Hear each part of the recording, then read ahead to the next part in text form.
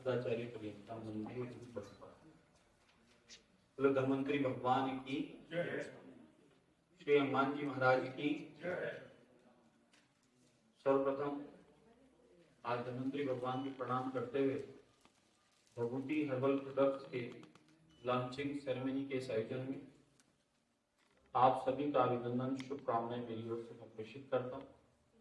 सामान्य मंच पर विराजमान सभी अतिथिगण, पूज्य गोस्वामी जी और सम्मानित आप सब आयुर्वेद और हर्बल से जुड़े बंधु, आप सबका बहुत बहुत अभिनंदन। जैसा मुझसे पूर्व वक्ताओं ने अपने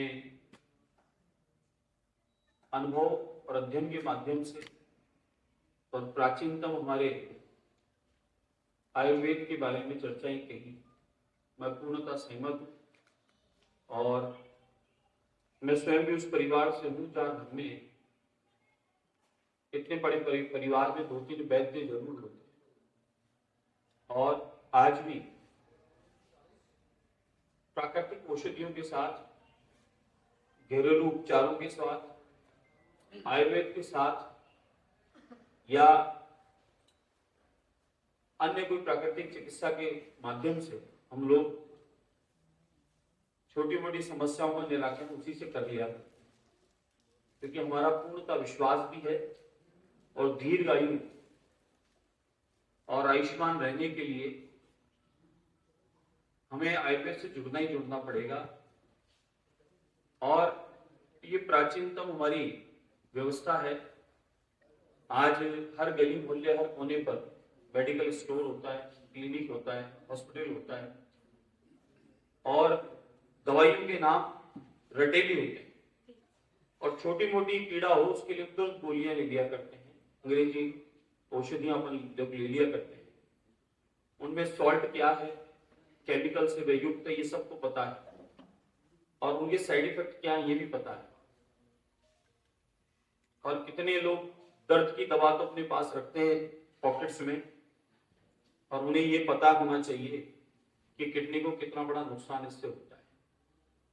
ऐसे अनगिनत बहुत सारी औषधियां हैं मेडिकल साइंस की, लेकिन तुरंत लाभ चाहिए, कुछ क्षण में ही लाभ मिल जाए। इसके लिए मैं ऐसा नहीं कि मैं उनका मान सम्मान नहीं करता, लेकिन फिर भी ये निवेदन करता हूं कि भारतीय और हमारा आयुर्वेद प्राचीनतम हमारे धर्म ग्रंथों के द्वारा हो, ऋषि मुनियों के द्वारा हो, वैद्यों के द्वारा हो, जो शोध बताए गए हैं, जो औषधियां बताई गई है, वो सब हमारे घरों में उपलब्ध होती है। हम लोग उनके द्वारा भी लाभ ले सकते हैं।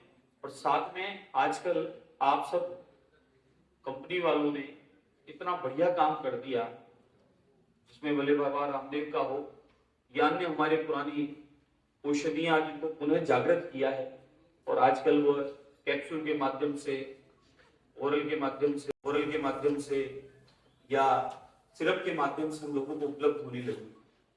मुझे बचपन में स्मरण है हमारे महाराज जी हम लोगों को औषधियां लाने पर धूप में सुखाने को दिया करते थे।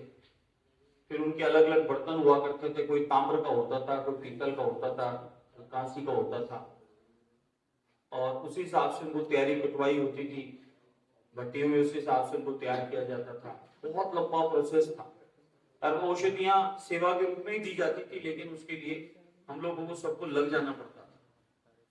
आजकल कितना अच्छा है, इसमें भी निरंतर शोध चल रहा है और पुनः भारत ही नहीं पूरा विश्व प्रकृति की ओर जुड़ रहा है।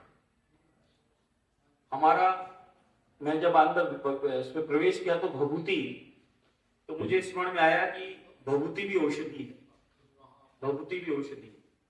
हमारे यहाँ मंदिरों में, मठ आश्रमों में एक परंपरा है कि वहां पर यज्ञ का भभूति हम लोग लेते हैं, खाते हैं, माथे पे लगाते हैं। और मैं तो स्वयं बचपन से, क्योंकि हमारे यहाँ नित्य प्रतिदिन यज्ञ होता है, तो नियमित यज्ञ का भभूति हम लोग सब लोग खा के निकलते हैं और सब लोग माथे पे लगा के निकलते हैं। हमारे स्वभाव में भभूति स्वयं औषधि है और अब तो बड़ी बड़ी कंपनी के द्वारा कैप्सूल में भभूति दी जा रही है, भस्म के रूप में दी जा रही है। यानी हमारा भारतीय विज्ञान, आयुर्वेद हो, अध्यात्म हो, वेद पुराण उपनिषदों के निकले हुए रहस्य या फिर जो हमारे पुरोधाओं ने, पूर्वजों ने, ऋषियों ने शोध करके हमें बताया हो, भले माताओं के 16 श्रृंगार हो, हम वैष्णवों के 16 संस्कार हो, या हमारे व्रत, उत्सव, तीज, त्योहार हो, ये सब कुछ विज्ञान ही है। अब नए लोग उसको विज्ञान के रूप में शोध करते रहे, लेकिन हमारे ऋषि जो वैज्ञानिक थे उन्होंने शोध कर सब कुछ हम लोगों को विधिवत बता दिया। अब हमको सिर्फ करना होता है, हमारा विश्वास भी है। और पूरी दुनिया में हमारा आयुष, हमारा आयुर्वेद, हमारी संस्कृति, हमारी परंपराएं पूरी दुनिया में विख्यात है और पूरी दुनिया से लोग जुड़ते भी जा रहे हैं। इसीलिए भारत को विश्व गुरु कहा गया है। और इतिहास गवाह है, 1200 साल में जो लूटने वाले आए उन्होंने सबसे पहले लूटा क्या? यहाँ की संस्कृति को, यहाँ की परंपराओं को, यहाँ के वेद पुराण उपनिषदों को।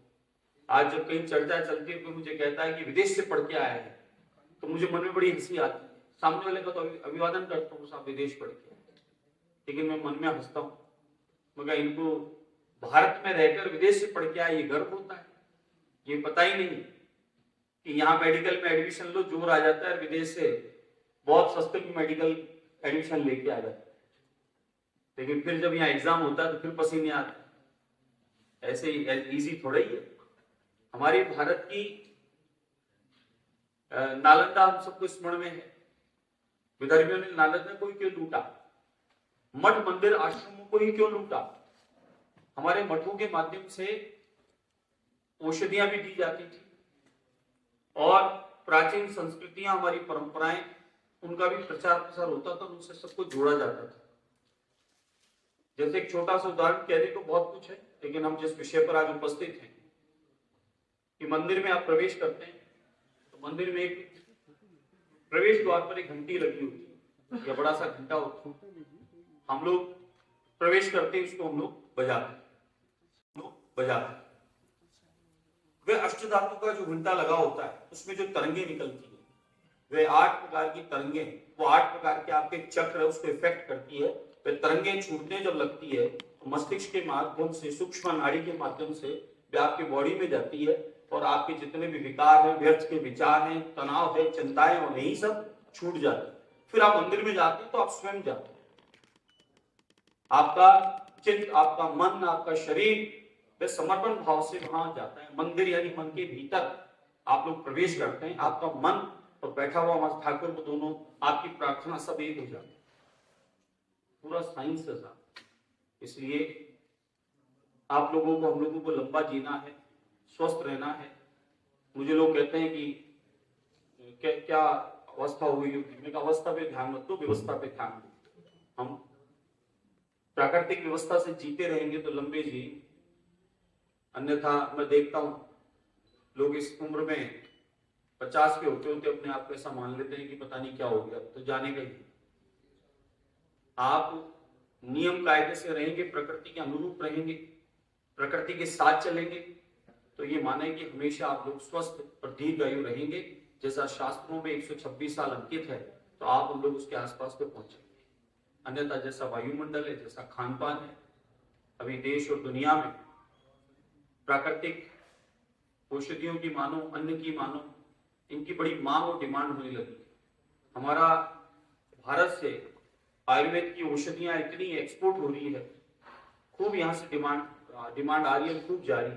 पूरी दुनिया में जगह जगह केंद्र खुल रहे हैं। मैं विदेशों में कहीं भी जाता हूँ तो मैं 2-3 कंपनियां हमेशा देखता हूँ कि जिसमें भले पतंजलि का हो या अन्य 1-2 कंपनियां जिनके जगह जगह स्टोर खुले हुए, हिमालय तक औषधियां उपलब्ध होती है, यानी सब जगह डिमांड है। इसलिए मेरे को बड़ी प्रसन्नता है आज इस आयोजन में आप सब प्रबुद्ध जनों के बीच में जाने का अवसर मिला, और मैं धन्यवाद और साधुवाद देता हूँ आप सबको कि हमारी इस प्राचीनतम औषधियों को बचाने के लिए आप सब लोग काम कर रहे हैं और ज्यादा ज्यादा लोगों को जोड़कर दीर्घायु और स्वस्थ रखने का, आयुष रहने का आप लोग काम कर रहे हैं। इसके लिए मैं आप सबका बहुत बहुत अभिनंदन करता हूँ।